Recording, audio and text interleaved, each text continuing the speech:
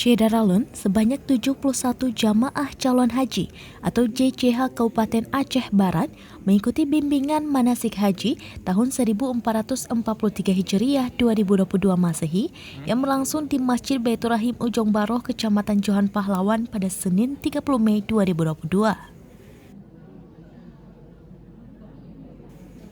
Dari JCH yang mengikuti manasik haji terdiri dari 55 jamaah dari Kecamatan Johan Pahlawan, 3 jamaah dari Merbuk, 4 jamaah Samatiga, 5 jamaah KW16, 1 jamaah dari Arongan Lambale, dan 3 jamaah asal Kecamatan Woila.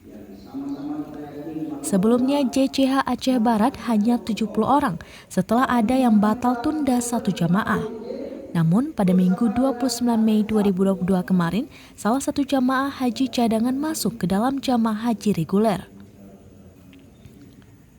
Kegiatan manasik tingkat Kabupaten Aceh Barat tersebut akan berlangsung hingga 31 Mei 2022 dan dilanjutkan dengan manasik tingkat kecamatan pada tanggal 1 hingga 4 Mei 2022 mendatang.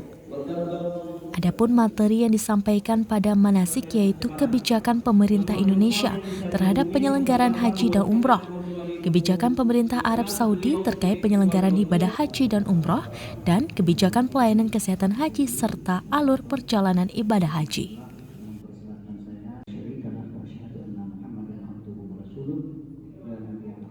Alhamdulillah pada hari ini Senin tanggal 30 Mei Kantor Kementerian Agama Kabupaten Aceh Barat melaksanakan pembukaan manasik haji yang baru tadi dibuka oleh Bapak Sekda.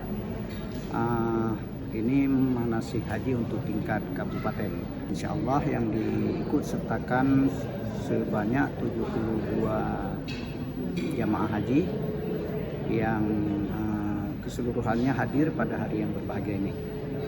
Materi yang akan disampaikan ada beberapa